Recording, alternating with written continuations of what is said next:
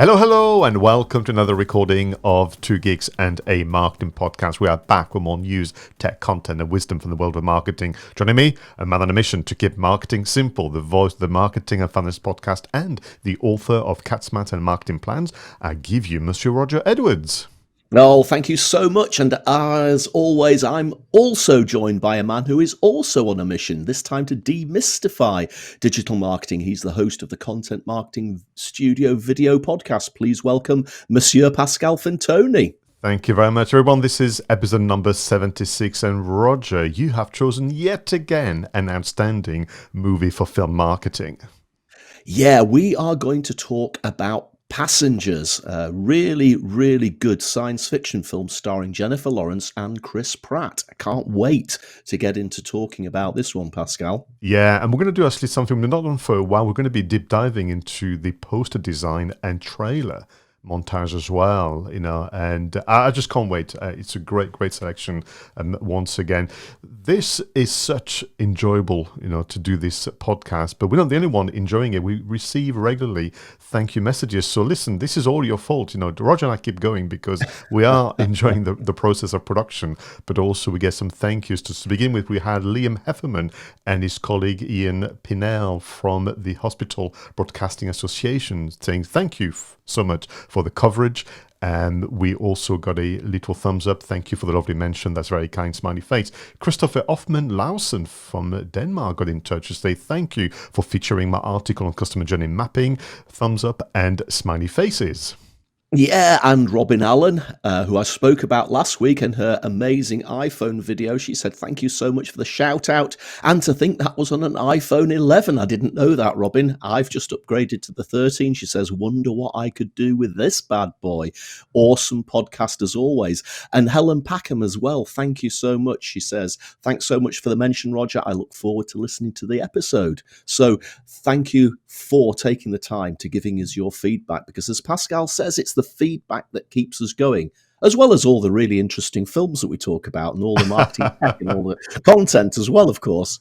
No, and for everyone on the socials, don't forget to suggest articles, content, and films you'd like us to react to. We also have the SpeakPipe account where you can leave a voice message. Go for speakpipe.com/2 geeks and a marketing podcast. We're going to do something even more special today with In the News just after this. It's official. On the 25th of April, the board of directors at Twitter accepted Elon Musk's offer of $44 billion for the social media platform. And this is only 2 weeks after he became its majority shareholder. Now, Elon Musk already heads Tesla, SpaceX, The Boring Company, and Neuralink, and he has been sharing surprising company plans, bizarre claims, uncredited memes, and the occasional accusations since 2009 to his 87.2 million Twitter followers. The result is the odd combination tweets about international space stations and this recent message, next I'm buying Coca-Cola to put the cocaine back in. Well, Aaron Wu from the New York Times wrote, whilst the transaction isn't expected to close for 3 to 6 months, Mr. Musk did not hesitate to start making his feelings known about Twitter's executive on Twitter. The Guardian reported that Elon Musk has the following changes in mind: defeating spam bots, having human authentication. Does that mean we're all going to get blue ticks? An edit button. Wow, we've all been asking for that. Open sourced algorithms, and what he says will be free speech. According to Australian lobby group Digital Rights Watch, Elon Musk's style of free speech absolutism will tilt the scales in favour of the rich and powerful who can silence or bully critics. A week ago, former Twitter CEO Jack Dorsey shared that Twitter as a company has always been my sole issue and my biggest regret. It has been owned by Wall Street and the ad model. Taking it back from Wall Street is the correct first step. And finally, in a recent public talk, Elon Musk stated that having a public platform that is maximally trusted and broadly inclusive is extremely important to the future of civilization. I don't care about the economics at all. My goodness. Can I ask you a question about Elon Musk, Pascal? Mm-hmm. This guy is absolutely swimming in money. He's the richest man in the world. Yeah, he builds space rockets. He's got all of this incredible technology. He wants to build a fast sort of tube system under Los Angeles. Do you think he's actually got a hollowed out volcano somewhere, and he's got a great big leather chair that he sits in, stroking a white cat? Funny you should mention that. There's been people actually putting links to the Wikipedia Bond's villains page saying that somebody is missing. That's a true thing. I'm like you. I'm just perplexed as to... So to begin with, for our viewers and listeners, clearly we're doing a special on Twitter and Elon Musk in case you're being confused about the approach. And my position is, why would someone like him be interested in a essentially failing social network? It's interesting, isn't it? I mean, it's like everything. You can find articles to support your viewpoint, but the general trend or the general discussion topic is that he feels that free speech is being limited on Twitter and that people are closed down. I mean, they banned President Trump from Twitter because of his insightful comments. I mean, President Trump was almost inciting riots in America, wasn't he? Or he was inciting riots, and they closed him down for that. And Elon Musk seems to have a problem with curtailing of free speech. But it's a difficult one, isn't it? Because I'm not particularly sure it's a good thing to be inciting riots and violence in America. Whether they should have closed him down for good, I don't know. But it does free speech mean that people can say whatever they like, whether it's nasty or not? I don't know what his angle is here, Pascal. Well, he had to clarify his position on Twitter, clearly. There's been some recent posts where he says, whatever free speech is within the law of that particular country, which has been the real challenge for all the platforms. Now, you and I have been reporting in the news around this idea of the bill, to make the internet safer in Europe and in the UK. I believe there was a discussion only last week in the UK about getting the final kind of paragraph tidied up, whereby platform like Twitter will be held accountable for allowing people to essentially incite violence or to share fake news that leads to people being harmed or even threatening, which is interestingly, for me, there's been this weird position by the platform they've taken saying it's not our fault, we're only publishers. But actually, you can, for example, Roger, go out in the streets of Edinburgh and shout and accuse people of something or even threaten them. You'd be arrested, and this is a crime. But oddly, it's not yet a crime fully to do this on the internet. No, it's really strange, and as you say, every country has its own definition of free speech. I mean, obviously in China and Russia, you're not really allowed to say anything without being arrested, whereas other countries do let you, within the law, say what you like. So he's going to be spending a lot of his remaining billions on working out how to actually implement what he wants to implement, I think. Indeed. And I think for me, the challenge with the brand, the personal brand that is Elon Musk, he uses Twitter a lot for irony and humor, which is always misunderstood because of the limitation of the written word. So you read out about the thing that he's going to buy Coca-Cola to put the cocaine back in. I know that he's trying to get a rise out of people because he's amused by it. But then on one hand, he's responsible for sending people safely into space to the International Space Station. So that the whole thing is really controversial, is an anomaly for people. But if we focus on the potential positive and negative impact of running a business and a marketing campaign on Twitter, when you think about what he's trying to do, defeating spam bots, I approve. Having human authentication, so this idea of no more anonymity.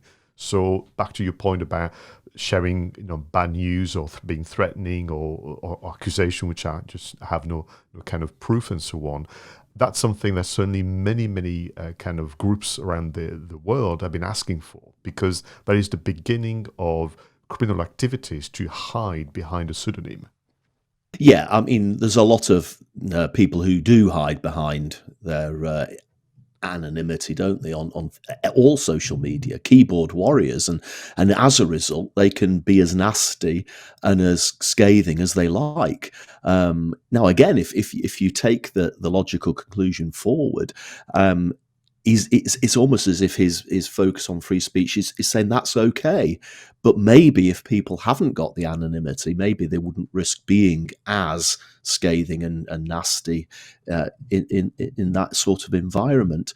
I also agree with the authentication thing as well. I mean, at the moment, it's a sort of coveted thing, isn't it, to get a Twitter blue tick? And funnily enough, they've recently introduced some new rules, and I applied for it just to see what would happen, because there's now a new creators category that you can apply for a blue tick. And after about an instant, I typed in my details. It came back and said I didn't meet the criteria because I haven't got enough followers or something like that. But in my mind, the blue tick is supposed to just prove that you are who you are. Now, I'm more than happy to send them a copy of my passport or my driving license, and that should be all it needs. So I do sort of actually agree with this authentication thing for both reasons. A, stopping the keyboard warriors hiding behind their anonymity, but also, if I am who I am, and I know who I am, then I should have a blue tick to as easy as it possibly could be. Now, the edit button is the one that he almost used as a way in when he became the majority shareholder. It's interesting because I think that because there isn't an edit function on Twitter, I'm more careful. I mean, I read my tweet 3 or 4 times before I press post or publish. So I don't think it's, for me, a game changer. The one that has been fascinating is around this idea, which is the last item I read very quickly, this idea of I don't care about the economics at all. And people be saying, so what he's going to do is going to literally fire everybody working for Twitter advertising. So there'd be no need for adverts. The whole kind of ad team, business team, is going to be gotten rid of. This has led to a lot of tweets and speculation online. But again, I don't see that many adverts on Twitter, so I'm not that bothered. No, you're absolutely right. I mean, on Facebook, even on LinkedIn, but mainly on things like Instagram, you get adverts thrown at you all the time, don't you? And sometimes they are intrusive and they're really annoying. But like you, I can't remember the last time I saw a Twitter advert, or even if I did, it blended in so nicely with the feed that I didn't really notice it. But he's so rich. I mean, I just can't get my head around the size of this fortune that this guy has. I mean, it's just silly money, isn't it? Silly telephone numbers of zeros after the number. But I mean, if he thinks he can afford to run this without the ad revenue, then good luck to him. But it's going to be a bit of a capital drain, isn't it? But also that there are some companies and brands where advertising is the right way to communicate, with your audience. I find it interesting when I picked up this one from Jack Dorsey saying it is time to claim the company back from the Wall Streets, and you kind of go, maybe the biggest problem has been that they liked vision as a board. They liked obviously understanding what it means to run a social media platform. Because my kind of wish list would include, for example, a very easy-to-use dashboard a la Canva / Facebook or Meta Business Suite, now it's called, where you could create carousel, you could create videos, you could do a number of things to add to the interest and engagement, and also continue what they're doing with regard to live streaming, whether it's video and audio. Yeah, no, it's I guess that we will find out the true reason for this once he gets himself installed, and whether he is sat there stroking his white cat and he's sitting in his hollowed out volcano, or whether he genuinely has got some great ideas and he turns it into an even better force for good. But some of them, he talks about it being like the world's town square, doesn't he, where all the most important conversations are happening. I mean, I don't see that. I've always just thought that Twitter's almost like a virtual pub. You go in there, you talk to your friends, you make other friends, and you share things. But I'm not sure it's going to be the hub where decisions about the future of the planet are made, unless, of course, he is sitting there stroking his white cat. No. Maybe That's what he thinks that is the ultimate aim for it.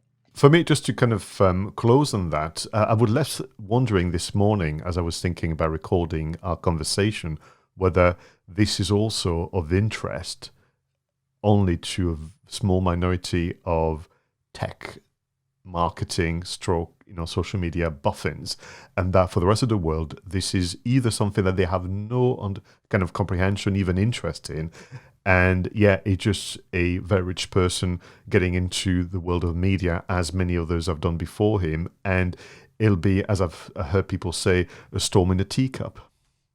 Yeah, I mean, we should remember that you and I, we're into this. It's part of our career. We do it because we have clients who rely upon our expertise in the social media and digital marketing landscape. But for a massive selection of the population, they don't get Twitter. They're not interested in Twitter. I think many probably under 35s, maybe even under 40s aren't on Twitter. They aren't on Facebook. They're on TikTok and Snapchat still. So maybe we're making too much out of this. But let's come back in what will probably be episode 120 or something like that of Two Geeks and a Marketing Podcast, and see what the guy has done when he's installed White Cat or not. No, absolutely. So everyone, viewers and listeners, I hope you've kind of enjoyed this kind of new format, taking a single news item and covering it across many different platforms and giving you our reactions as it is. And yes, I'm sure Twitter and Elon Musk will make the entry many a time on the news item, but then once there is a big change, we'll get back to you. But let's slow things down, if you don't mind, Roger, with the content spotlights. Now, this is the segment where Roger and I share a discovery from the interweb, a podcast, a video, an article. So what have you got for us this week, Roger? Okay, before I introduce the article I want to talk about, Pascal, I want to read you something out, which I've actually got here on my phone. So I want you to tell me what this means. I.e., I want you to translate it. So here we go. Are you interested in DeFi? We've investigated a few new paradigms for in-game economies and realized that a bottom-up build is the only way to achieve economic interoperability. Top-down is too TradFi. If you want to string together multiple transactions, including beyond baseball card NFT minting, then that approach, both on and off-chain, at both a DAO and wallet level, is the only way forward. Can you translate that for me? I think they're saying they're going to ask people what they want, but my goodness, I was exhausting just to try and keep up with it. This is the language of Web3, Pascal. This is the language of Web3. Now, I'm wrestling with this. We have talked about NFTs before. We've talked about the metaverse, and Web3 is all of that together, isn't it? It also includes cryptocurrency, and there's so much talk about it, and there's so much hype, and there's a lot of people out there who are investing a lot of money into the future of the internet. And like we've just said with the chat about Twitter, we really owe it to our customers to try and understand what's going on. So I felt I had to make a really big effort to try and understand a little bit more about this thing called Web3. But my problem is things like that I've just read out absolute and utter gobbledygook, jargon, and management speak. Now, as you know, I have led a career-long fight against the use of jargon, gobbledygook, and management speak.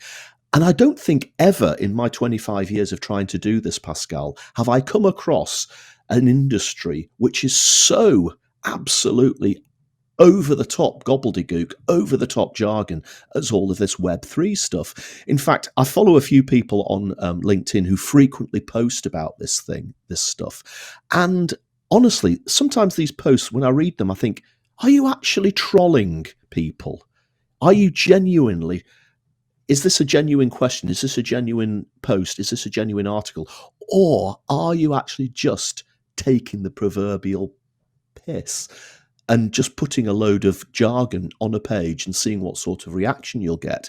Because I have to admit, Pascal, that what I just read out to you, to me, just felt like a stringing together of all the Web3 jargon. So the starting point for all of this is to find somebody who can actually tell you what DeFi means and what DAOs are and what on-chain and off-chain means and what in-wallet or out-of-wallet means. Now, I did a bit of a search, and there are quite a few, as you would expect, articles, podcasts, and, of course, videos out there.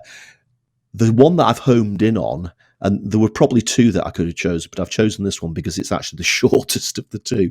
It's a glossary, all the terms you need to gear up for Web3 by Harry Guinness for the Senior Executive magazine. And literally, the article is just taking you through and telling you what these terminologies mean. So DeFi is decentralized finance, DeFi. And effectively, what we're saying is we live in a centralized finance world at the moment. Money's controlled by big banks and by government. And Web3 and cryptocurrency is effectively putting finance into the hands of people like you and me, into the individuals. That's why they call it decentralized finance. It gives it back to people. And these jargons, once you actually start to get into the definitions of them, a lot of it does start to make sense. And I actually think, yeah, do you know, maybe I've been a little bit too scathing of this over the last few years as we've started talking about this. And now that I start to understand the language, I can actually start to understand where things are going. You know, a DAO, what on earth's a DAO? A DAO is a decentralized autonomous organization, which again is just the opposite of what you and I would understand as a big corporate. So a big corporate has a big boss at the top, CEO, it'll have a C-suite, then it'll have a whole series of managers and hierarchy going all the way down to the workers. A decentralized autonomous organization is completely different. It doesn't have a hierarchy. It's owned by the people who work there and controlled by the people who work there, and they all do it through rules that they put together themselves. Now, that sounds to me as if it could be very chaotic and very meandering. Doesn't have a purpose, but these people seem to think it works. So I'm not really going to say much more than that. That I think that one of the problems that Web3 has is not the fact that it's early in its gestation, and at the moment we're not quite sure where the metaverse is going to head, and we're not quite sure what NFTs are really for. What I think is the biggest problem with all of this is the language is so jargonified. It's so full of gobbledygook. It's so full of management speak that itself has become the barrier to a lot of people taking a closer look at this. So I guess my fight to, push back against this sort of thing isn't going to stop anytime soon. If anything, it's going to have to ramp up, because my goodness, there's some incredibly complicated language out there. And you've got to ask the question why that is the case, because if you're truly passionate about what you're doing and you believe that you have the answers to many problems, your desire to be understood by your audience, who's not as expert as you are, should be actually driving your communications efforts. But you're absolutely right. As you know, and listeners and viewers will know that I specialized in digital marketing and have been plagued with this problem for the last 20, 30 years now. I started with websites, then moved on to email marketing and SEO and social media. And it's of course, it's going to be suspicious to others if you had to invent a new language, because everything you're describing and doing must have some equivalent in kind of normal day-to-day language. And why do you feel the need to cover everything you do in three-letter acronyms or TLAs, of course? Why do you feel the need to reinvent the way you would name a cooperative or an employee-owned company? All this exists already. You're just having a virtual version of the same. And my position is that as every kind of new or burgeoning kind of industries, they're still under the pressure of being respected by the wider a wider audience, but also to be respected by their peers, and they fall into the trap of jargons and acronyms. Now, don't get me wrong, if you work in a world of science and you are only addressing the need of scientists, then over to you. It's your language, and it's almost like speaking a different language if you go to a different country. But when you are claiming that Web3 is for everyone and you want everyone to take part, and you've got to rethink, what you're doing here, or say to people, the DeFi, which is also known as and you can look for the analogies and equivalents in other industries. That will make you a lot more credible and likable, which is all about the need of communication. Yeah, and you've hit the nail on the head. Every industry has its own set of words, its own jargon. I mean, I always liken it to countries. If you don't speak French and you go to France, and unless people speak to you in English, it's going to be hard for you to understand what people are saying unless you learn the language. And Web3 has its own language, and at the moment, I think that language is putting people off. But you're right; it was the same with SEO. It was the same with the early days of email marketing. It was the same when telephones first came along. There would have been jargon that went with it, and it's our job as marketers to cut out that crap, complicated language and talk in the language of our customers. And at the moment, these Web3 people are not talking in the language of anybody's. Not even not just customers, anybody. And that's why I genuinely think that language is the biggest barrier they currently have. No, absolutely. And just to close on that, their attempt to be trusted, they get the opposite reaction, which is mistrust or doubt. And doubt leads to people delaying making decisions, which is what you and I have been building really our careers on, which is if you communicate well, people make good decisions, they make informed decisions, but they make them more rapidly than saying, I've not understood a word, or I feel inadequate, or I feel nervous about this individual talking in that manner. I'll pass, or I'll just find ways to politely decline or delay making a decision. Yeah. I have a selection, which, as we always do these, don't we, with this particular segment, which runs parallel to your selection. The title is as follows: The Great Marketing Declutter, Reclaiming Your Focus Like a True Thriver. Now, this is a video, actually, in terms of format, sponsored and produced by The Drum. And you have the host, Nina Aldaway, from Accenture UK and Ireland, Managing Director, and she's interviewing Dan Sherwood, the Marketing Director of Santander, which I always like sometimes to hear from the big brands and their position, because sometimes we can learn either from their kind of mistakes, but also what they're doing currently. And Dan Sherwood has been asked about, his reaction to the recent survey done by Accenture and The Drum about the great marketing declutter. And it's almost this idea of the last 2 years have been so demanding, maybe even before. Do we need to rethink what we're doing? Now, what do they mean by declutter? Declutter for Dan is about this idea of being single-minded about the purpose of your organization and the needs of your customer, as a result of which you want to focus on fewer things, not more things, and have a smaller number of priorities. But it's also not just about rushing and buying tech to be more productive.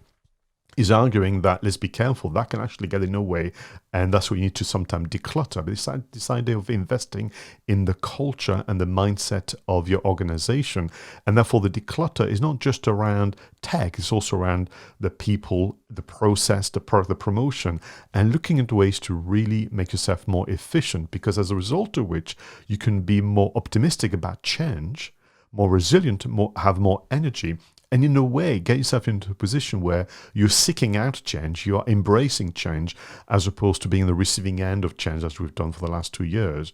So this video is about 5 minutes, Roger. It's full of good statements and good intention, but I will leave you to enjoy watching the video by following the link and thanking again, Dan and the host, and Nina, to just capturing a moment in time where this need to stop what we're doing, concentrate on the small number of things and actually get better results for this. But in the video itself, there's a wonderful statement around this idea of being a thriver as a marketer. What does that mean? It means that you have the ability to cut through complexity, Roger. You have the resilience literally to face change and the ability to challenge complexity across the marketing function. I'm going to add, judging by what Dan would say, that this is not just a marketing function, it is across the whole of the organization. As we are approaching the mid-year point of 2022, maybe it is time to look at decluttering your marketing, but also every function in your business. Wow. Do you know, it's interesting. Here's a very little snippet about my history that you probably didn't know, Pascal, but it's probably about 22 years ago now. I was working for a big corporate that got taken over by Santander. And they were one of the most complicated and bureaucratic organizations I've ever come across. In fact, that was one of the reasons that led to me leaving that big corporate and going away to join a startup in the same industry. So obviously, Dan Sherwood and the people at Santander have worked a lot over the last 20 years to declutter Santander's bureaucracy. So it's really interesting, and I will definitely go and watch that. But it's like I always say, and to quote from 𝗧𝗵𝗲 marketing plans, which I don't do very often on the show, is that, simple is hard to do. That's why so many things are complicated. It actually takes effort to make things simple. It's easier to leave things complicated. And again, that ties into the message that we were talking about with Web3. I think they've got to invest in that simplicity in order to make it more appealing to more people. And that applies just as equally to the financial services industry, which of course Santander and Accenture are in, to any industry at all. Try to keep it simple and you will be more engaging and your customers will love you more for it. What I liked about what Dan was saying is this idea of the impact on the people. Once you go through the declutter as described, suddenly your mindset in terms of optimism about change, your resilience, but the energy to come up with new ideas, but also to deal with whatever's coming around the corner, it's there. And therefore, complexity gets in the way of that. So it's not just like, oh, I need to simplify a few processes or sometime, get rid of some tech or get some new one in.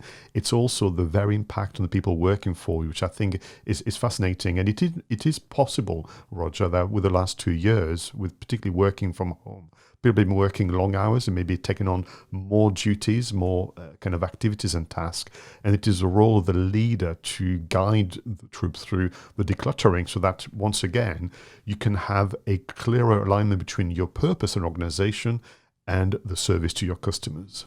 Yeah, absolutely right. Love that. So thank you very much. So we're going to move on to the next one, which is marketing, tech, and apps. So, Roger, what have you found to make life easier as a content creator and business owner? Well, this week, I'm not going to talk about travel. I did promise I wasn't going to talk about travel. No, I'm following on from last week's Creator Shoutout, where I talked about Robin Allen creating a video for a financial services conference at the last minute, purely using her iPhone. And of course, the week before that, my shout out was from a person who was sharing how Netflix are perfectly happy for producers to use iPhones to create films, because iPhones, the cameras are that good. And just as an aside, Trisha and I did watch a film last weekend, which I have since discovered was shot entirely using iPhones. Now, I have to say that when I create the vlogs, the Rog vlogs and the Marketing Make It Simple videos, I tend to use proper cameras. I've got a DJI Pocket 2, which I use quite extensively these days. I've got a Lumix G85, and I've even got a GoPro. I tend not to use the iPhone unless it's sort of last minute B-roll or something that I suddenly see and effectively the iPhone is the only thing quite close to hand. But it did prompt me, those things I've just talked about, to go back and have a look at some of the tech that's out there to support the iPhone. So the first thing that I went back and looked at was an app which I have actually done a shout out for on Two Geeks in the Marketing podcast way back. It was probably episode 2 or 3, and it's called 𝗏𝗏𝗏. And again, it was referred to in that Netflix list of requirements that they advise you to use 𝗏𝗏𝗏 as the app to film on. Now, in the last 2 years, since the last time I gave it a shout out on the show, they have made some incredible improvements to this app. And Pascal, it's remarkable the amount of control that it gives you over the image. You know, it gives you the ability to change the aperture, the ISO, the focusing, the white balance, the color. You can even color grade within the app. You know, it's got a very flat profile, or you can have a vibrant profile, and you can change all of the settings. It genuinely is giving you all the functionality of one of those gigantic cameras that the BBC would use, you know, a genuinely big, proper film, or what we see as a proper film camera, all within the app. And you know what? It's only £11.99. Now, I paid that $11.99 many years ago, and they've never come back asking for any more money. There are a few extra little add-ons that you can buy, but I don't particularly need those. So it's remarkable value for money. And honestly, some of the images that you can capture using 𝗏𝗵𝗀 Pro, and you just do a little tweak to the focusing or a little tweak to the color grading, and it makes the image look so much better. So check out 𝗏𝗵𝗀 Pro if you use your iPhone to make videos. You know, don't use the Apple sort of pre-installed app. You use 𝗏𝗵𝗀 Pro. It's worth that $11.99. Now, we all also know that the iPhone built-in microphone isn't the best, especially if you're out in a noisy environment, or especially if you want the camera to be a bit further away from your face.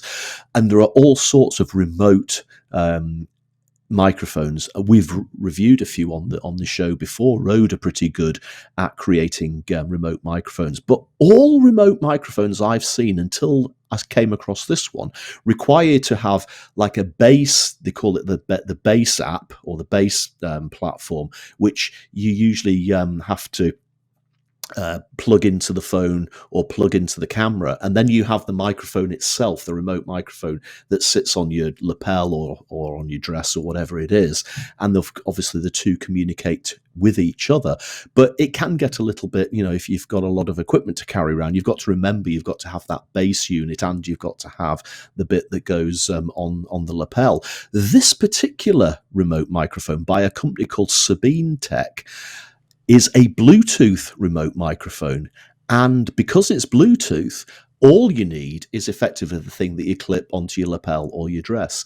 The rest of it communicates with the phone via Bluetooth. Now, that means that the range might not be as good as a Rode mic with the base station and everything, but it's still good for about 20 meters, which isn't bad, Pascal.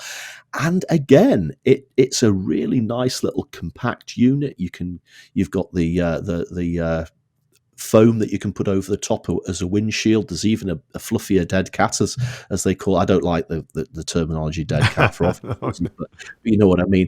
And again, I've seen various different prices quoted for this, but it's around about £70. And the reviews say that the quality is absolutely amazing. So if iPhone filming is your thing, I reckon that indispensable 𝗏𝗵𝗀 Pro to actually film the stuff, and one of these 𝗬𝗵𝗲 remote microphones to capture the best sound that you can probably get. Thank you very much. I mean, do you know what? It's always reassuring, satisfying when a brand and an app like 𝗏𝗵𝗀 Pro keep improving and adding and developing their solution.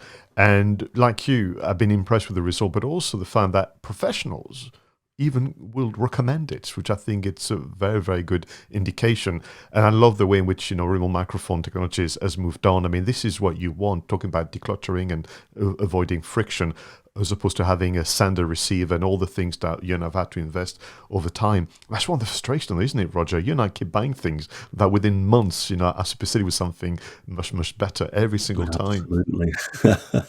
So I've been doing some research about podcast promotion. And I've been wrestling with this challenge. I've discussed in the green room, so to speak, this idea of promoting Two Geeks and 𝗏𝗏𝗧𝗏 podcasts by having people using a very different podcasting listening app. We try our very best to list all of them. We try our very best to say, well, you can listen to us on Captivate.fm, the hosting platform, but you could also choose your own platform. But the challenge is that people then have got to go in, use the search function of a platform. So let's use Stitcher, which is mine, and you've got to type in, Two Geeks and 𝗏𝗏𝗧𝗏 podcast, but is it two with number 2? Is it TWO? You've got all these little barriers and obstacles to get through. Unless you and I go ahead, and listeners of yours, you can do the same with your podcast, using a platform called P-Link HQ, P for podcast, Link and HQ. So all in, it sounds like Plink HQ, but it is very much plinkHQ.com.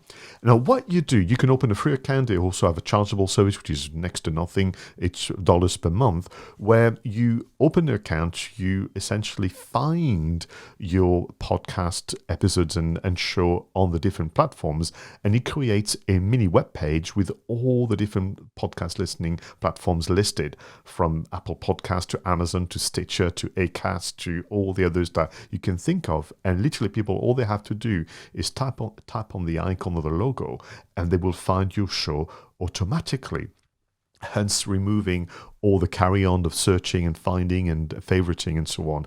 So I'm super impressed with the solution. Once again, it's one of those where I almost wish I thought of it myself, but there we are.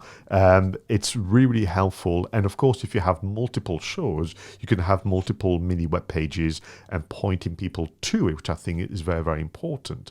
So that's the first aspect, the kind of before and to be discovered by your listeners. But once they get to your website, transcription has been something again that I've been looking at, and I'm not sure how I discovered this platform, but it's called Podin.io, so pod, P-O-D, and then D-I-N.io. Now, it will transcribe, obviously, the audio. Now, you could say to me, Roger, that's not new. People have been doing it for quite some time. But what they do superbly is in the layout of the transcription and the show notes. The one thing that they do, which I thought is exquisite, is that against each of the different kind of speakers, let's say you and I, you can add the speaker avatar, a photo in a little kind of circle dimension, which we know so well from social media, which means that when you read or even follow along as you listen to the audio, you can tell not just that it's Roger talking because of the copy, your name, but there's also your photo against it, and it does that obviously auto-magically. And I just thought that these are the kind of solutions that can make a big, big difference to podcast promotion. And I almost wish you could have the same for written form as well as video form. Again, this is all about keeping it simple, isn't it? And making it easier for people to find you and easier for people to consume your content. And whether by desire or design, accident or design, we've got that decluttering and that simplicity theme running through this show today. And yeah, these are fabulous discoveries, Pascal. And again, as podcasters, we get excited about this, but the bottom line is it's helping people who like to consume our content. It's helping them, giving them an easier time of finding our stuff. And we've really got to celebrate that. Absolutely. So, we'd be road testing those two options. But if you're listening and watching this and you are also already using them or about to use them, let us know your reactions and your views. But don't forget to send us your recommendations, suggestions. You could either do it in the socials or through speakpipe.com/Two Geeks and a Marketing Podcast. I'd like to also look back at why we are where we are, Roger. We say it every single time. We are in this position because of the vision and the hard work of pioneers and visionaries of the recent and distant past. Let's move on to This Week in History. In 1937, while landing at Lakehurst, New Jersey on its first transatlantic crossing of the year, the German dirigible Hindenburg burst into flames and was destroyed, killing 36 of the 97 people aboard. Wow. Well, in 1961, Navy Commander Alan Bartlett Shep Jr. becomes the first American astronaut to travel into space aboard the Freedom 7 space capsule. 3 weeks later, President Kennedy announced the goal of landing a man on the moon. In 1997, The Fifth Element, directed by Luc Besson and starring Bruce Willis, Mila Jovovich, Gary Oldman, Chris Tucker, and Ian Holm, premieres at the 50th Cannes Film Festival. It was the most expensive European film ever made at the time of its release. And in 2004, the final episode of the television sitcom Friends aired and was watched by more than 52 million viewers. The series ran for 10 seasons, Roger. That's 236 episodes between September 94 and May 2004. That is consistency of content there. Absolutely personified. As a note to our viewers and listeners, you'll have noticed how we chose to title our episode is because Roger and I are big fans of Friends, so it is always the one about. The one about, absolutely. I couldn't believe, actually, the last episode of Friends was coming up for 20 years ago. How scary is that? And there's always been talk of a sort of revival of it, and I think they probably shouldn't do it, to be perfectly honest, but maybe it'd be interesting to see where their lives have ended up all these years later. Now, I can quickly mention The Fifth Element. I absolutely adore this film. When it came out, I went to see it 3 times with different friends. But I had no idea. But that makes sense when you think about the production, that it was the most expensive European film ever made at the time. I mean, some of the costume set design, the technology, the special effects and so on. But the story is delightful. This is a proper family movie, isn't it? Yeah, I mean, it's another of those classics, and I'm sitting here reading this as a news item thinking, how is it that we've never talked about it in film marketing? And I expect that we'll probably remedy that quite soon. I mean, it was huge. I remember the marketing very quickly, the coverage at Cannes, and people were looking either with the set design, either with the costumes, with the Jean-Paul Gaultier. It didn't do so well in the US because I think it was a bit too wacky for them. Yeah, it was a little bit like that. It was a bit Python-esque in a way, wasn't it, I guess? Well, they were using also very European artists, Jean-Paul Gaultier I mentioned a moment ago, but you had Moebius, which was the graphic kind of novelist, that they used all that kind of, I suppose Luc Besson put his heart and soul into this one, but as a French director, he would have had that influence coming through. So, and critics, including some of the critics in the UK said, "Oh, we're not sure about this movie," but families went, people loved it. It had everything. It was a love story. It was a comedy. It had action. The alien, the monsters were very, very well realized. And Gary Oldman was just so good as the villain, and Chris Tucker playing one of those kind of DJs and TV presenters was just hysterical from start to finish. So, no, huge fan. And yes, I think we just talked ourselves into reviewing the marketing of The Fifth Element here. Yeah, and the other news item that really stuck out to me this week was the one about the Hindenburg. And I don't know about you, Pascal, but there's the Hindenburg's got that same sort of notoriety for me as the Titanic. It was a disaster involving effectively what was a passenger vehicle, Titanic being a ship, obviously, and the Hindenburg being this gigantic airship, the German airship, and they're quite an iconic thing, aren't they? And you often see them in science fiction films. I was watching something the other day which was set in an alternative universe, and they had airships in the sky, and there's just something sci-fi about airships, even though we're talking again nearly 100 years ago. And the fact that the destruction of the Hindenburg was actually captured on film at the time, because all the news cameras were there at the docking place, seeing this airship come down, and of course it burst into flames. And the shocking thing about it is how quickly it was consumed. I mean, you're talking literally less than a minute. The whole thing just went up in flames. It's a miracle that all of the people on board weren't killed in such a disaster, but such an iconic image. And again, had that not happened, I wonder whether aviation today would have been a lot different, and whether airships would have become more mainstream and more acceptable. Or maybe it was the fact that they were actually very slow, weren't they? Like, it took longer to go across the Atlantic on an airship than it did on a boat. They were very, very slow, and I guess you could never compete against Concorde or against a Boeing 747. But again, there's just something almost sci-fi about airships. I love them to death. There was a film made of the Hindenburg where they effectively grafted that footage into the end of the film and remember, tried. yeah. Mm-hmm. I seem to remember it was a pretty dire film, actually. So I suspect we won't be using that one in film marketing. But you can't get away from those iconic images of that dreadful disaster. I believe the footage now become public domain, but I know it so well because it's been shown, but also it's so dramatic, and the speed at which the whole thing bursts into flame and literally is consumed. But you're right about this desire by us, to claim the air and space. Is this even more so than, I would say, the world of water and the oceans and the depth and so on. And maybe it was part of the many attempts of, how do we do this? How do we claim air travel?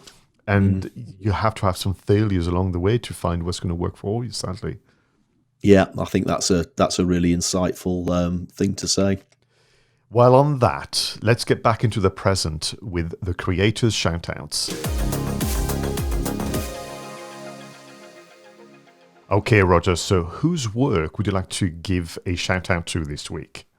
Well, Pascal, this week I was delighted to find myself being tagged into some social posts from Making Sang. Now, I have given Making a shout out on the show again quite a while back in the history of Two Geeks, the marketing podcast. Now, for those of you who don't know Making, she is a FOMO creator. Fear of missing out is, of course, what FOMO means. And she helps people mainly running conferences to use social media to create that FOMO effect for the conference. Now, to be perfectly honest, she's the first person in the world to start doing this sort of thing. And since then, of course, other people have started doing the same sort of approach. But I've always said to Making that you need to play upon the fact that you are the original FOMO creator.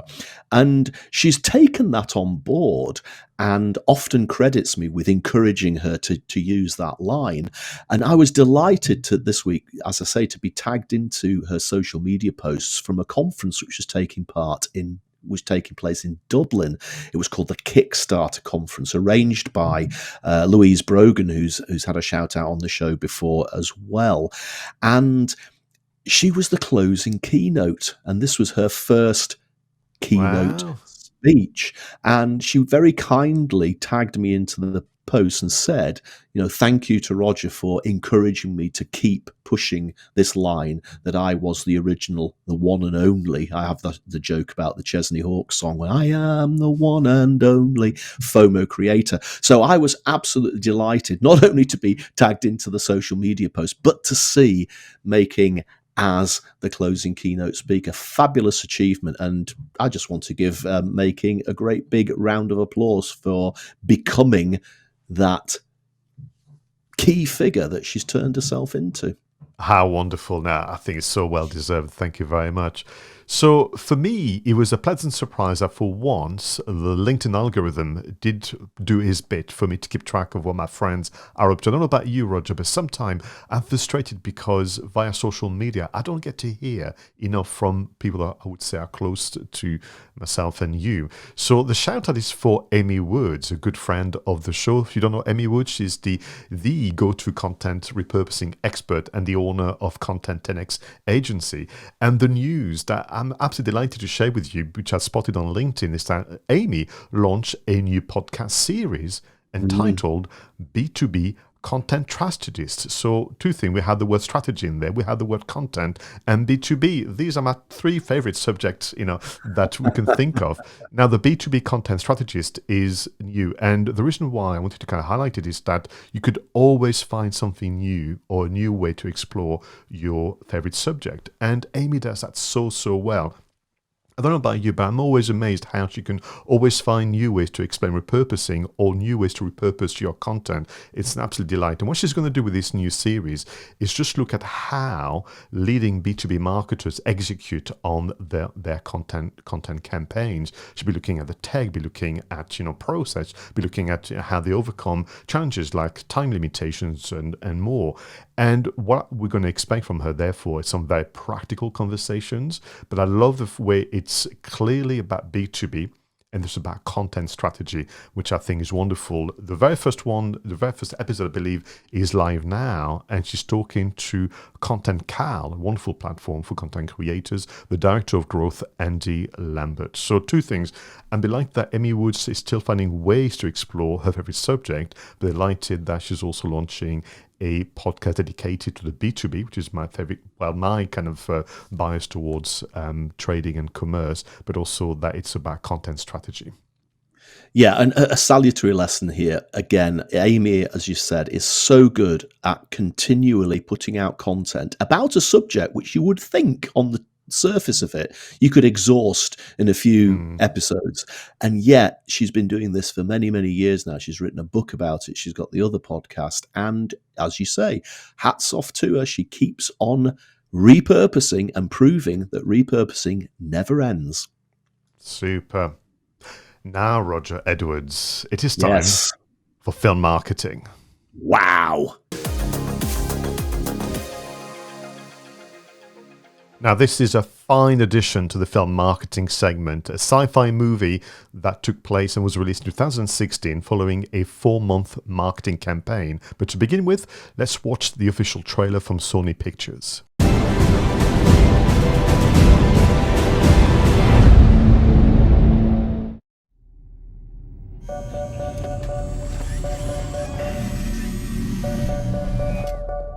Hello.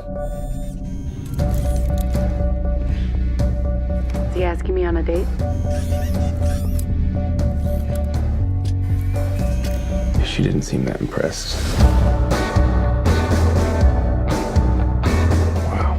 You clean up pretty good yourself. You two look fine this evening. We're on a date. Very nice. Took you long enough to ask. So, why did you give up your life on Earth?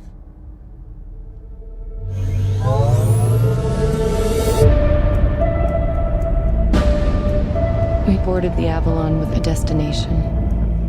120 years hibernation means we'll wake up in a new century on a new planet. But a year ago, everything changed. Hello? Anybody here? Hello? Do you know what's going on? Nobody else is awake. I think something went wrong with the hibernation pods. We woke up too soon. 9 years too soon. This can't be happening. We have to go back to sleep. We can't. Aurora, we love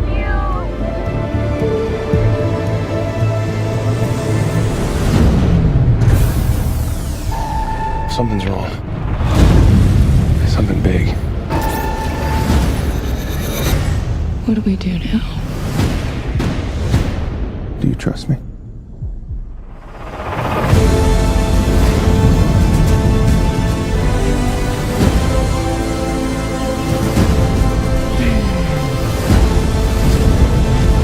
This ship is gonna go. I have to do this. No! You die, I die!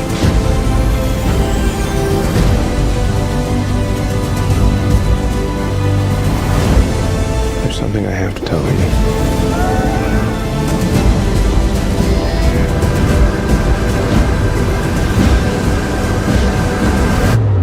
There's a reason we woke up early.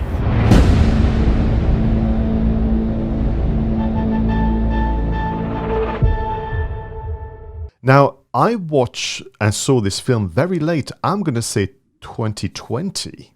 What about you?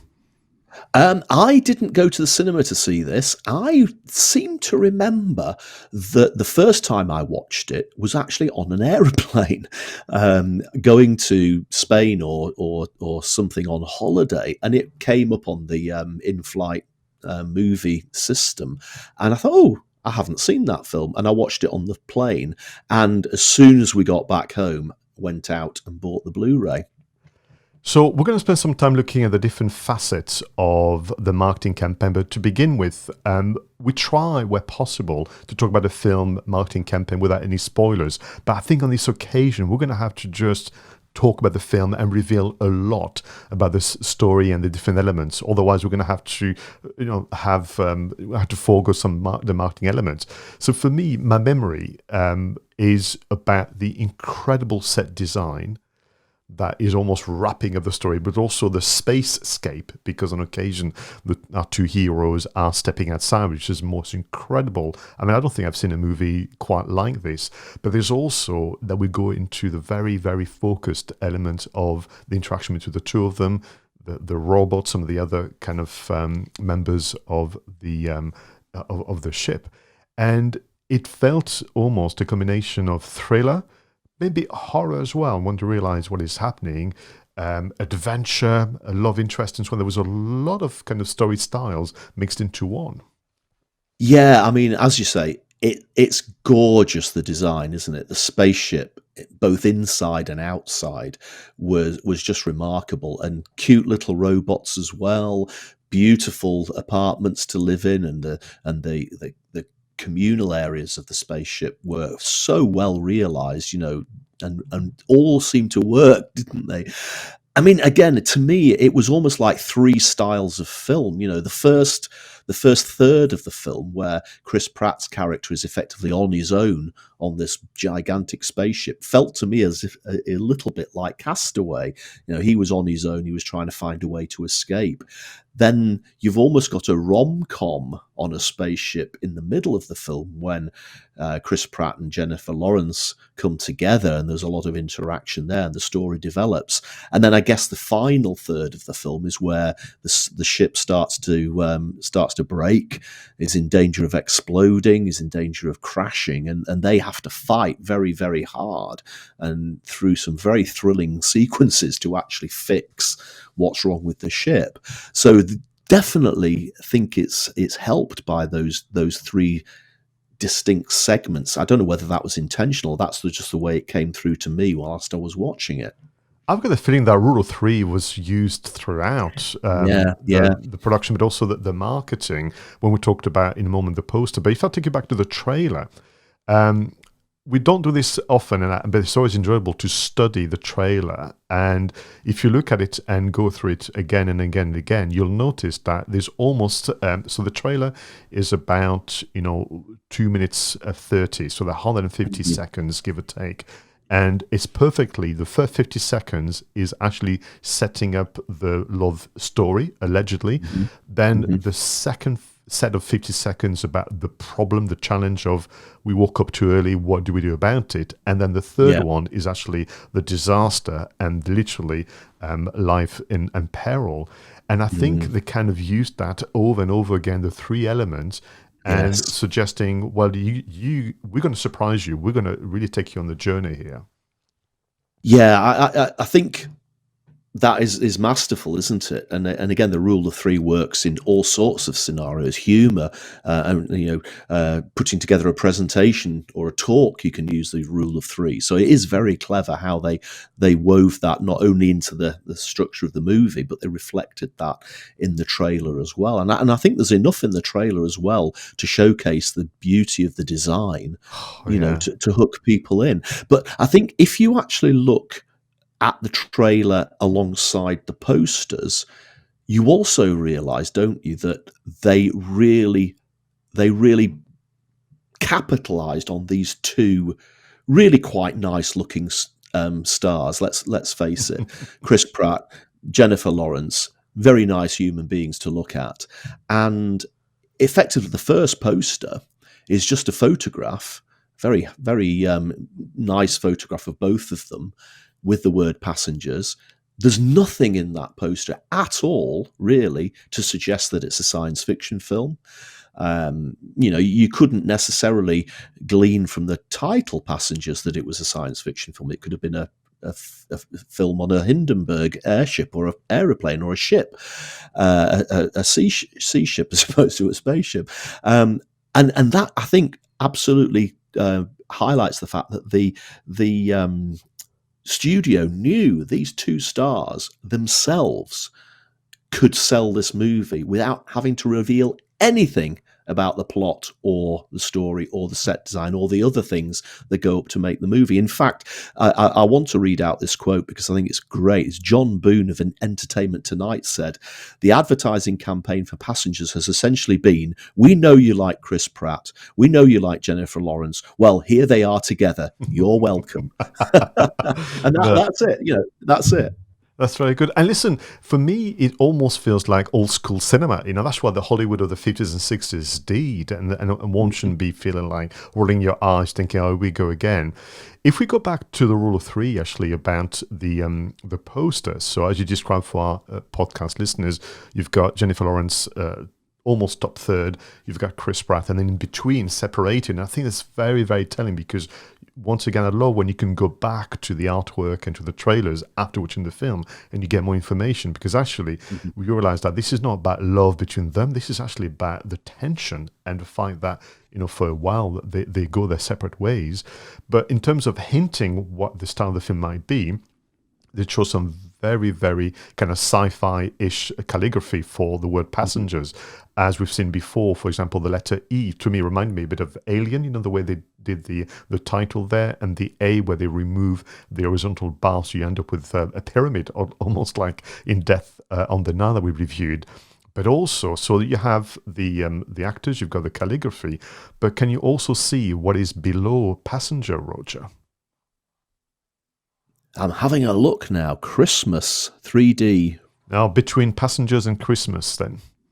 Oh, the three dots, the three dashes, and it's SOS, isn't it? It is SOS. Morse code. So either you spot it before watching the film or after, and you get the Morse code. And in fact, if you watch the trailer again, all of you, the very final sounds that you hear are the SOS being sent, obviously, by our characters. So there's a link between the trailer where the SOS is heard, three dots, and of course it is present, but almost could be missed completely the first time around within the poster. I missed it until you told me just then. That's absolute genius. That's what you get for being a film nerd. Now, if you have the poster in front of you, any of you, or I'm going to ask Roger, can you zoom in, if you can, onto Jennifer Lawrence and look at the reflection in her eyes? I'm not going to be able to zoom in much more than I am now, but I'm going to guess that the reflection in her eyes is something to do with the spaceship. Indeed, she's looking to the cosmos and that kind of things. If you zoom into the eyes of Chris Pratt, the character, you will see that instead of having almost this cloud effect of the light, it has two horizontal line effect, which is essentially the pod where the character Jennifer Lawrence is sleeping. Because, of course, if you know the story, he's been staring at her and almost spending time with her while she's in a pod for an entire year. Wow, again, I didn't know these things, Pascal. You've really, really opened my eyes a bit there, no pun intended. And the second poster that came out later did finally introduce a little bit more. Now, my initial take on the original poster was there was nothing in it to suggest science fiction, but you've blown that completely out of the water by pointing out the reflections of their eyes and the SOS thing. But the second poster still has great photographs of the two stars, and they are still the focal point of the poster. But now there's a great big beam of light between the two of them, and within that beam of light, you actually do see the spaceship, and it bleeds out at the bottom into a spacescape, the constellation, the stars and everything. So it definitely tells you this is a sci-fi movie now. Having said that, I still think they're playing mainly on Chris Pratt and Jennifer Lawrence as these two beautiful stars of this film to suck people in. They are indeed, and they still, now that you can read the poster differently after watching the film, it still suggests to me more like conflict and separation than kind of the love story. I mean, honestly, this movie is so good, and I wanted to quickly mention something else, which is the way in which I reacted, literally like jumping out of my seat when the character of Chris Pratt, which is Jim Preston from memory, goes to the bar. and is ordering the drink from Michael Sheen, the robot Alpha. I mean, did you see the connection with another film immediately yourself? Oh yeah, it's The Shining, wasn't it? Straight away. I remember. As I say, I watched this on an aeroplane, and when we go on holiday, Tricia and I often watch the same film on the aeroplane. I'm sure I must have tapped her on the shoulder as we were watching this. That looks like the Shining scene of the barman in The Shining. So definitely knew what they were doing there. Now, you and I have done a fair share of reviews of websites and social media and so on, but this is actually 2016, where people could travel and go places. So what else did they do in terms of, doing the physicality of traveling and going to different venues? Well, to be perfectly honest, the website's gone. The social media has gone. There's nothing left. The website, I believe, at the time had a become a passenger feature, which was actually basically just to give us your email address and we'll send you a load of stuff about the films that we're making. You could also send a message from the stars, which was almost like a mini game for mobile phones. And they did do a zero gravity sweepstake competition to actually win a zero gravity date where you and partner would be taken up in an aeroplane. It's one of those aeroplanes where they dive down from about 50,000 feet, almost nosedive, to create that weightlessness, which sounds really quite scary to me. But I think one of the things that really stood out for me, I mean, they did 𝗔𝗵𝗲 in April 2016, which is it's pretty standard fare. But the media tour that they undertook, where Jennifer Lawrence and Chris Pratt effectively went out and were interviewed on chat shows, news shows, just about every single show in many, many different countries for about 3 or 4 months. They were just out there being interviewed constantly, is perhaps the biggest media tour for a film I've ever come across in any of the research that we've done for Two Geeks and a Marketing podcast. They were on everything, Pascal. TV, they were on YouTube, they were on any media show on any platform, they were being interviewed on it. And it's interesting, again, you can see that they're playing upon the fact these two highly bankable stars, very beautiful people being interviewed together, obviously is going to be a draw to that show. But it's interesting as well, if you go on the internet, onto YouTube particularly, and start searching for things like presentation skills or how to engage with people, how to start a conversation with people, Jennifer Lawrence consistently comes up as an example of somebody who has got a very engaging style of presentation, and that's why people like to interview her. She tells lots of really good, short, but very engaging stories. She knows how to ask questions back of the interviewer, presumably to make the interviewer feel more relaxed. And she comes across as being somebody who you can just have a great conversation with. And I was intrigued by that, because if you search for presentation skills videos, whatever it is, quite often you will find clips of Jennifer Lawrence talking about this film as an example as to how to be a good storyteller, as an example as to how to be an engaging person. And that's quite a subtle link to the film, but a really strong one as well, I think. And listen, we are using this segment as a source of inspiration for marketers who want to become better storytellers or filmmakers who want to become better marketers. So this is a perfect combination of the two. For me, what was interesting about the media tour, you're right, it was long, which suggests incredible planning. Like, if the media tour started in the August, September 2016 for a Christmas launch, which we'll come back to, in fact, that means that was planned in the winter the previous year, because you've got to book the slots, even though people jump at the occasion of talking to Chris Pratt and Jennifer Lawrence. But there's also the range of interviews. So they even had one where they took part in the Radio 1 Playground Insults. Do you remember that one? Yes, Wasn't the yes. version where you had to drink water and keep it in your mouth and not laugh and spray water in a face? But literally, you had Jennifer Lawrence and Chris Pratt sat next to facing each other, almost like in a boxing ring, having to insult each other like kids do in the playground, and it's hysterical. And you can see how much affection there is between the two of them. But in the process, you market the film without even talking about the film, but just taking part in games.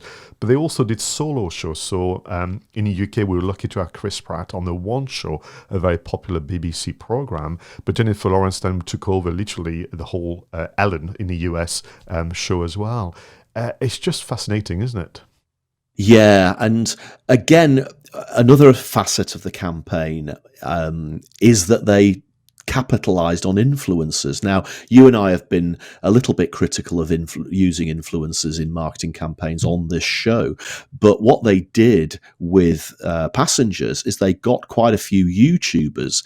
Now, the only one that I actually recognize is 𝗖𝗍𝗲𝗄, who I think we've talked about on the show before. She does reviews of technology and video and that sort of thing. She's got millions and millions and millions of subscribers on YouTube, and they put these people into that zero gravity aeroplane that I talked about earlier, dive them down from 40,000 feet so that they're floating around, and they use those promotional shots, and that actually created, I believe, the campaign using the influencers generated 11.8 million branded impressions on Instagram and Twitter, and resulted in over 1.8 million YouTube views for the trailer of Passengers, and also later on for the Passengers DVD and Blu-ray.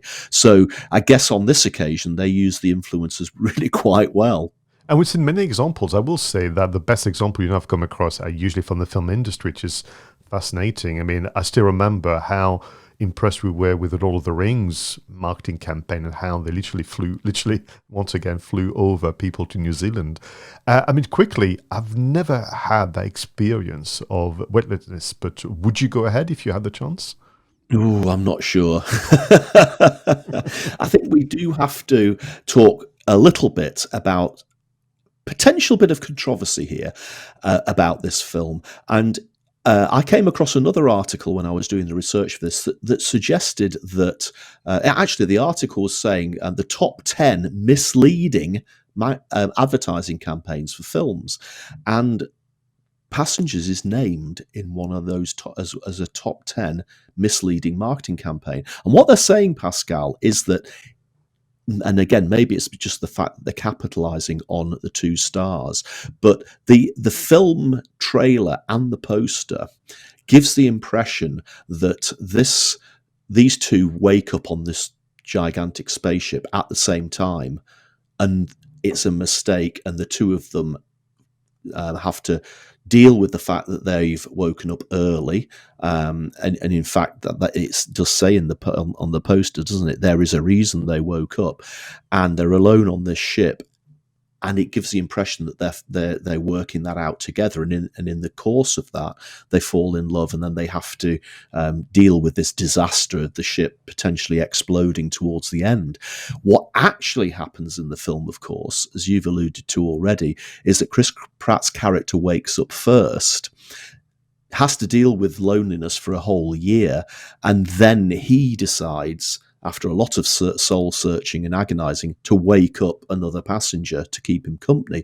And of course, Jennifer Lawrence is the one. And now that you've actually said to me that in the reflection in his eyes is the pod that she's lying in, actually sort of reinforces that a little bit, that he's woken her up. And this article is saying that the marketing is very misleading because it gives the impression that the two of them had a choice in the matter, that they woke up by accident together, whereas in fact he took the decision to wake her up as well.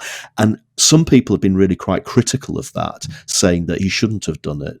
And he was, some people have even gone as far as to say that he effectively murdered her by waking her up, which is probably a bit too much of a leap.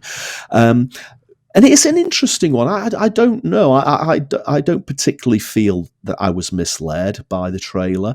But what I do think might have been more interesting, just as a potential alternative marketing campaign, was, if you were in that situation, you'd woken up on a ship full of, pods of other people.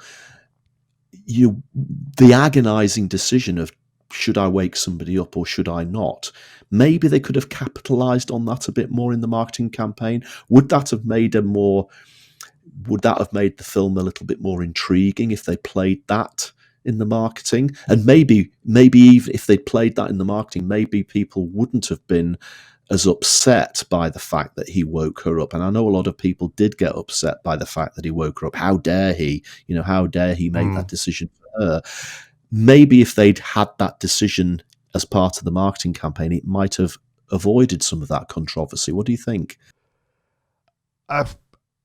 It's difficult for me because I enjoy surprises. I enjoy being taken on the journey to, literally the escapism. And I think this director did such an amazing job, including the production team, that if that been revealed as part of the trailer and all the radio talks and so on, it's almost a movie not worth watching anymore. Because actually what you want is a conversation afterwards with your loved ones, your family and friends to go, my goodness, what would you have done? Would you have forgiven him? Not? And whatever. But also the conversation I had actually with my wife, Denise, was, what if it was the other way around? What if Aurora was the one to wake up first and falls in love with Jim Preston, wakes him up? Would you feel differently? Suddenly you end up with this weird conversation where actually you find yourself to be more forgiving of women committing crime than men, which is, I think, absolutely delightful. But that's the whole point. And I think people should also remember, and I'm saying this as you are a hardcore movie fan, it's just a film. But it's just a film. It's just a film. But for me, it had the nobility and the cleverness of an Arthur C. Clarke novel. Because sci-fi movies, what they do is they take actually pretty, kind of mundane circumstances and situations in life and people and put them into the most extraordinary situation, which is the future, sci-fi, in this case, space travel and so on, and ask the question, what would you do in that situation? And I think that the movie achieved that. I think that challenge, which is why maybe people were upset, was that it was a Christmas release. And it is not a Christmas movie. Yeah, no, having heard your argument there, I absolutely concur. I think I'd almost convinced myself that maybe the marketing should have focused on the decision, but you've taught me back round again. I do think the conversations have to happen after you've watched the film, not before, because if you've not seen the film, then you may judge it before you've seen it. And I do think that it's much more thought-provoking and much more enjoyable just as a movie as it is, and such a gorgeous movie, so well designed and so well shot that I think I'm staying with my original position now that it's not misleading marketing campaign. It was absolutely the right way to do it. Yeah, superb selection again, Roger. I just wanted to quickly mention to people that you can tell how much Roger and I have enjoyed this movie. I'm going to watch it again now, but we're not the only one.